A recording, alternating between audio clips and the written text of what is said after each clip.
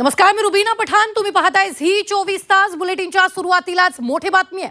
अखेर ठाकरेंच्या शिवसेनेच्या 6 खासदारांच्या बंडावर शिक्कामोर्तब झालाय. बुधवारी तळ्यात मळ्यात दिसणाऱ्या बंडखोर खासदारांनी पक्षाचं व्हीप जुगारत पक्षाच्या संसदीय दलाच्या बैठकीकडे पाठ फिरवली. त्यामुळे आता ठाकरेंच्या शिवसेनेनं या सर्व 6 खासदारांवर कारवाईच्या हालचाली सुरू केल्या. पण यामुळे शिंदेंचं ऑपरेशन टायगर यशस्वी झाल्याचं पाहायला मिळतंय. पाहूया त्यावरचा स्पेशल रिपोर्ट.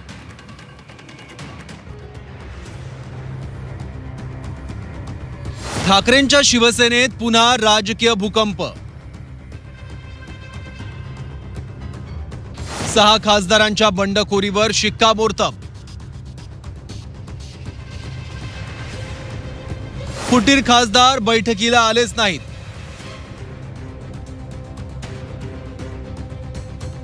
खासदारांना नोटीस, कारवाईसाठी हालचाल.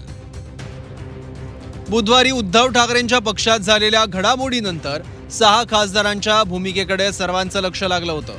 या खासदारांनी बंड केल्याची चर्चा असताना ठाकरेंच्या शिवसेनेनं पक्षाच्या लोकसभेच्या सर्व 9 खासदारांना बैठकीसाठी 3 ओळींचा व्हीप जारी करत त्यांचा निर्णय जाणून घेण्याचा प्रयत्न केला.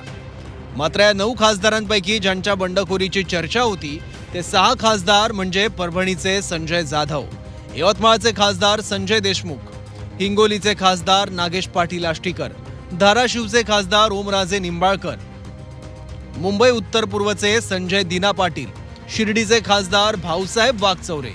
हे 6 खासदार बैठकीला उपस्थित राहिलेच नाहीत. खासदारांनी बैठकीला अनुपस्थित राहत त्यांचा निर्णय एक प्रकारे जाहीर केलाय.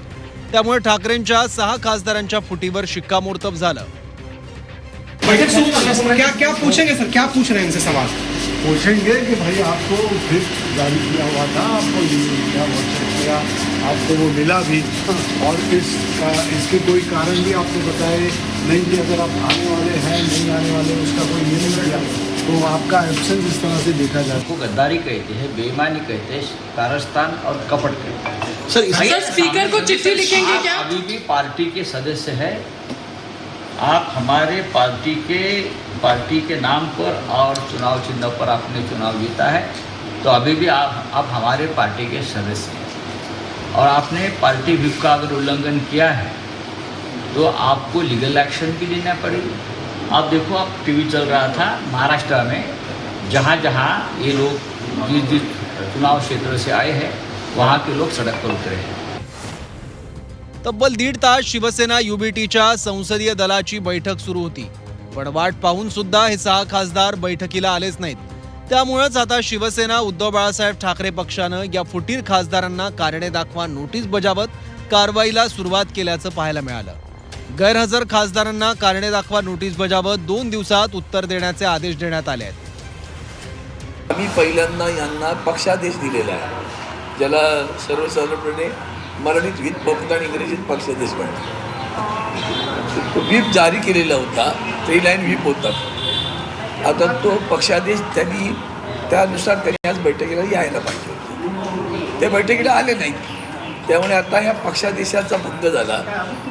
तो भंग झाला तर त्याला पक्षादेश न मानल्याबद्दल त्याच्यावर कायदेशीर कारवाई करण्याचा येते. आम्ही त्याची गंभीर दखल घेतलेली आहे आणि त्यांना आम्ही आज नोटीस जारी करतोय. जो सदस्य यहाँ नहीं आए हैं या अटेंड नहीं किया है, हम ये मानते हैं ये पार्टी व्हीप का उल्लंघन है.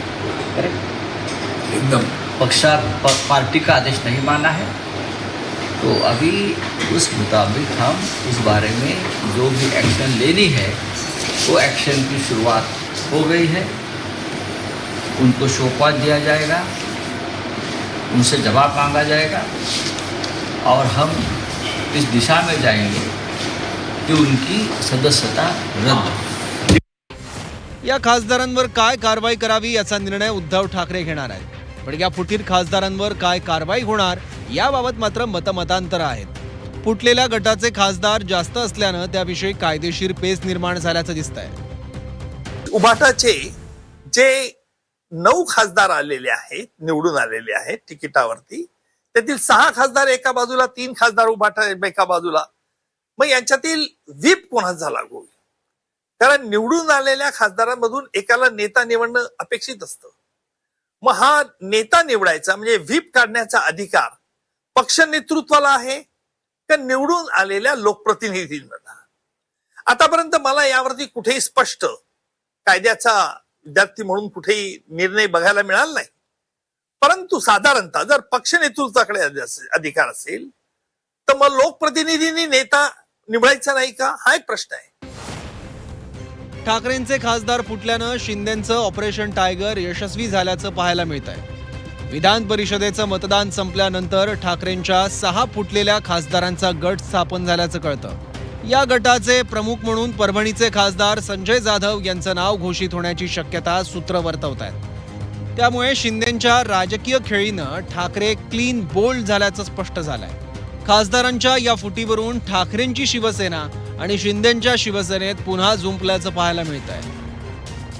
2/3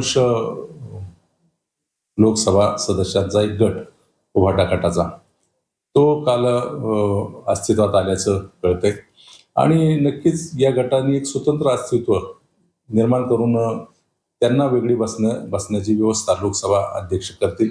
ते शिवसेना हिंदुत्वादी विचाराचे, बाळासाहेबांच्या विचाराचे सगळे असल्यामुळं शिंदे साहेबांचं नेतृत्व पुढच्या कालावधीमध्ये ते मान्य करतील. ते काय का ऑपरेशन टाइगर? टाइगर कौन है वो बताओ? टाइगर सामने बैठे आपके, उनके दांत भी नहीं रहे हैं, पैर छूने आते हैं दिल्ली में, पैर छूकर जाते हैं मंदिर का दर्शन करके.